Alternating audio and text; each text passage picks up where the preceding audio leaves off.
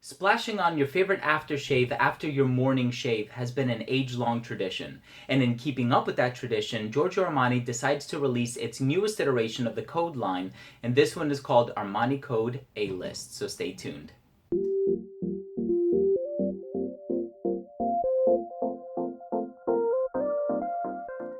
So this fragrance was released in 2018, and the original came out way back in 2004. Ever since then, I have purchased it, and I've loved it since. I bought it when I was making a trip to Europe, and I bought it at duty free, and I've always had a bottle in my collection. Here it is. Since then, we've seen many flankers hit the market, including Cologne, Profumo, Special Blend, and a ton of others. Now, with this one, what sets it apart is the inclusion of the note of lavender. Now, a lot of the notes of the original Armani Code are borrowed and reimagined in this flanker, but this features the Lavandin Grosso note, which is a lavender from Provence, and its unique method of extraction gives it its distinct character. So this is supposed to mimic the iconic smell of the first Armani Code aftershaves. I'm excited to tell you what I think of the smell. Let's start things off with the presentation. The presentation for Armani Code A-List is very similar to its predecessors, with the exception of the red ring in the middle of the box here, and that same red ring can also be located on the neck of the collar.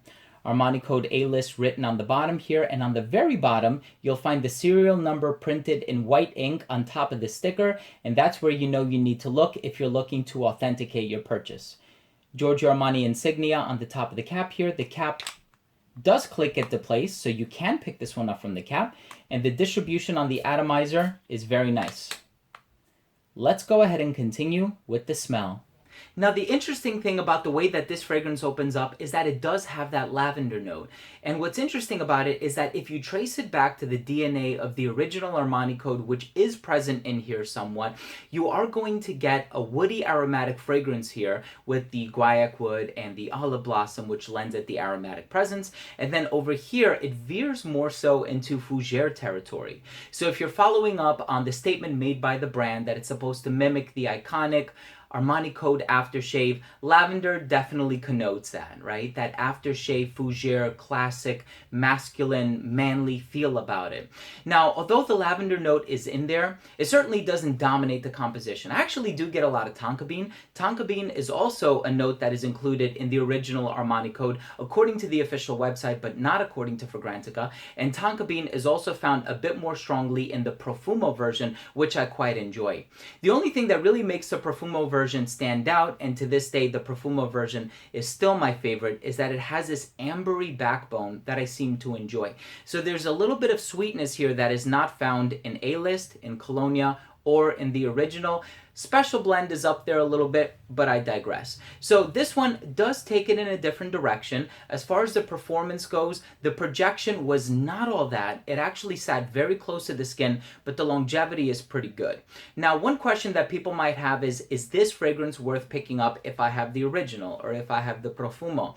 My answer to that question is no. I think it is a decent enough deviation from the original code, but the DNA is so strongly intertwined in there that when you smell it in the air, you're just going to think Armani Code. The inclusion of the lavender is not so strong so that it makes it a completely different fragrance, even though quite literally it is a different fragrance, but it just smells too darn similar to the original Armani Code, with also having elements of the Profumo version as well. Now, my thing is, when I like to wear lavender, I fully commit. So I'll wear something like Eau Noire by Christian Dior, Caron pour un homme, Le Mot by Jean-Paul Gaultier, Christensen New York, any number of Invasion Barbar, any number of lavender scents on the market that really prominently feature a strong note of lavender. And in this one, it really just weaves itself into the DNA of the scent without necessarily becoming the star player. You do have the mandarin in there, you do have the guaiac wood, you do have all of these other notes in there making a statement. And overall, if you like the original, I think you're going to like this version as well, the A-List version, with A standing for Armani, of course. So let's go ahead and take a look at the pros and the cons. The pros is that it smells good. And if you're a fan of the original Armani Code, chances are you're going to be a fan of this iteration as well. And according to the brand, this is a more dressed up, elegant tuxedo kind of a scent. Another pro would be that it does have mass appeal. So if you got compliments with Armani Code in the past, chances are you're also going to get compliments with this one, and I have personally been complimented with both. Some of the cons is that it does smell quite similar to the original Armani Code, and another con would be that I guess from a collector standpoint, it feels like the market is becoming a little bit too saturated, that my impulse or my desire to have every single flanker in my collection is becoming a bit tedious at this point. But all in all, I do think it's a solid release. I just don't think it's too strong a deviation from the original Armani Code and some of the other iterations in the line. I was kind of hoping for that, but I think it's a solid scent no less. Let's go ahead and finish things up with my overall assessment. So first up, I took a look at the uniqueness and the overall smell, and this is not a unique scent just because you do smell the original Armani Code in there. However, the overall smell is immensely pleasant. You are going to get complimented. This is a scent that's going to appeal to a lot of people, and following through with the marketing that this is a scent that's appropriate for the nighttime and dressed up in shirt and tie, suit and tie, tuxedo, I totally get that. It definitely has a formal appeal about it. Longevity on this one was actually solid. I got 7 to 8 hours, and believe it or not, it's eau de toilette concentration, but it did linger on the skin.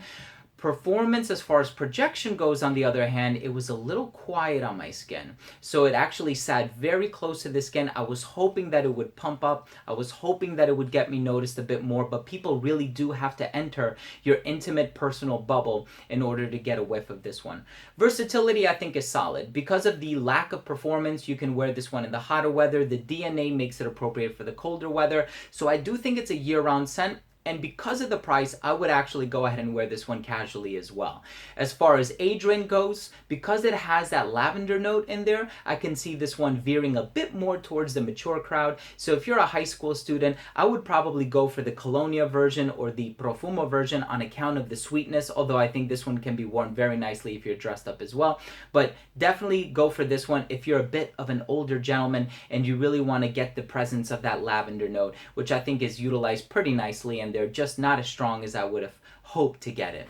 And then last up, presentation. I think it's really cool. Some people had mixed thoughts concerning the A-list name, kind of connoting an exclusive club, the Armani list. You have to be on the list to get in, sort of thing, kind of like a nightclub theme. But all in all, my final verdict on this scent is that it's a good scent. It really is a good scent. You're not going to offend anybody. Is it my favorite from the Armani Code line? No. My favorite is definitely Profumo.